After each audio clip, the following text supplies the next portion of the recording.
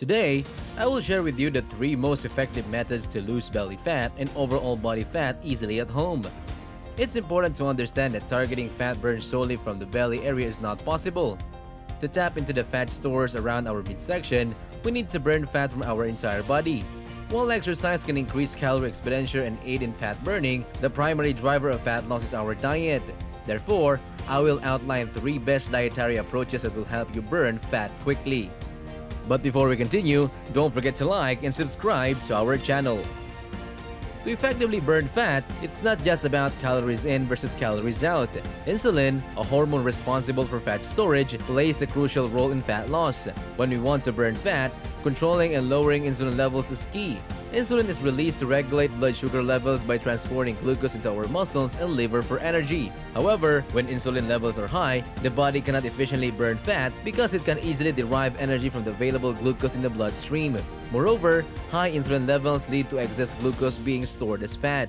Fortunately, there is another hormone called glucagon that functions in the opposite way to insulin. After depleting stored glucose from muscles and the liver, blood sugar levels starts to decrease. At this point, glucagon comes into play by raising blood sugar levels. It achieves by this converting glycerol and fat cells into glucose for fuel. Additionally, glucagon signals the fat cells to release fatty acids through a process called lipolysis. In simple terms, glucagon instructs the body to use stored fat as an energy source. Numerous studies have compared the effects of insulin and glucagon, with one particularly interesting study conducted on rats. In this study published in the Journal of Comparative and Psychological Psychology, researchers divided the rats into 2 groups. One group was injected with insulin, while the other received glucagon. The rats injected with insulin gained body fat and ate more, whereas those injected with glucagon lost body fat. While nobody will injecting you with glucagon, you can naturally lower your insulin levels and increase your glucagon levels through diet. The following 3 diets I'm about to discuss today accomplish exactly that in the most effective way. The first diet method we will discuss is fasting, which is highly effective in lowering insulin and blood sugar levels. However, it's important to note that I do not advocate for starving yourself, as it often leads to overeating and subsequent spike in blood sugar and insulin levels, resulting in fat storage. Instead, I recommend trying simple fasting approaches. Intermittent fasting is a popular method that involves fasting for 16 hours followed by 8-hour feeding window. This approach can be a good starting point. For those looking for a more advanced version, like the warrior diet, involves 20-hour fast followed by a 4-hour eating period. Another more advanced option is a 1 meal a day diet, where you fast for the entire day and consume only 1 meal. For longer durations, you can try fasting for 2 to 7 days. However, I don't recommend this for beginners. Longer duration fasts have been scientifically proven to be highly effective in lowering blood sugar and insulin levels while increasing glucagon levels. It's important to understand that not eating anything for an extended period allows your body to rely on stored energy, specifically fat, once the glycogen in your liver and muscles is depleted. It's understandable if fasting for several days is not something you're comfortable with. Intermittent fasting can still provide similar benefits. Just ensure that you approach your eating window sensibly and make healthy food choices during the designated feeding period. The second best diet approach for lowering insulin is the ketogenic diet. In a ketogenic diet, the majority of your calories comes from fat, typically around 75% of your diet. Protein intake is moderate, accounting for less 20% of your diet, while carbohydrates are severely restricted, usually limited to around 5% of your daily intake. By consuming a moderate protein, low-carb, high-fat diet like this, you can effectively keep your blood sugar levels low and limit the availability of glycogen for energy. Over time, your body becomes more efficient at using fats as its primary source of energy instead of carbohydrates. Your liver starts breaking down fat cells into fatty acids and ketones, which are used as fuel. It's important to note that a ketogenic diet typically allows for only 25 to 50 grams of carbs per day. Therefore, it's crucial to consume enough fat to provide your body with fuel. While the idea of eating fat may seem easy, following a ketogenic diet can be more challenging than it initially sounds. It requires careful planning and consideration to ensure that you're consuming the right balance of macronutrients and getting enough healthy fats in your diet. Another effective dieting approach for lowering insulin and raising glucagon levels to accelerate fat burning is carb cycling. Carb cycling was naturally the first approach I started with when I decided to prioritize getting lean. It is relatively easier compared to the other methods because it allows you to limit your carbohydrate intake without completely eliminating them from your diet. With carb cycling, you have days where you consume more carbohydrates to replenish your glycogen stores.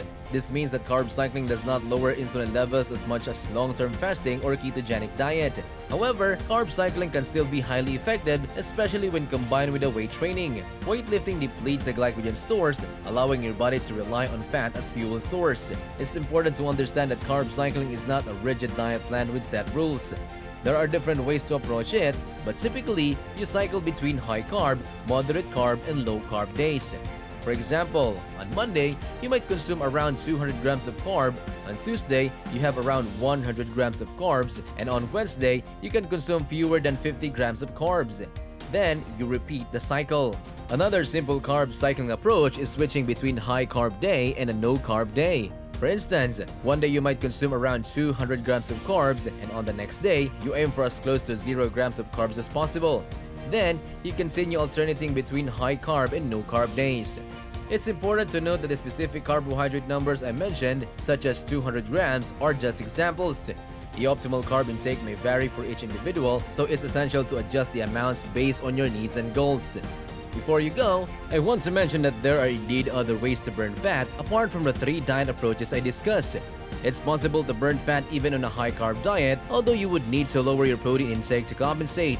However, I chose to highlight these 3 diets because, in general, they tend to yield faster fat-burning results when implemented correctly.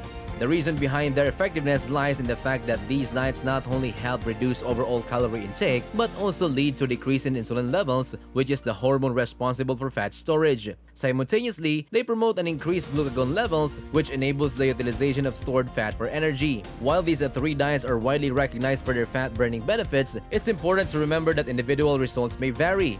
It's crucial to approach any diet correctly, adhering to proper guidelines and considering your own specific needs and circumstances. In conclusion, if you're looking to lose belly fat and overall body fat, there are 3 effective diet approaches to consider: fasting, the ketogenic diet, and carb cycling. These methods work by controlling insulin levels, which is crucial for fat loss. Fasting, whether through intermittent fasting or longer duration fast, can significantly lower insulin levels and promote fat burning. However, it's important to approach fasting sensibly and choose a fasting approach that suits your experience and comfort level. The ketogenic diet involves consuming a high-fat, moderate protein, and low-carbohydrate diet. By limiting carbohydrate intake, insulin levels remain low, and your body becomes efficient at burning fat for fuel. Carb cycling allows you to alternate between high-carb, moderate carb, and low-carb days. This approach keeps insulin levels relatively lower while still providing glycogen replenishment on certain days.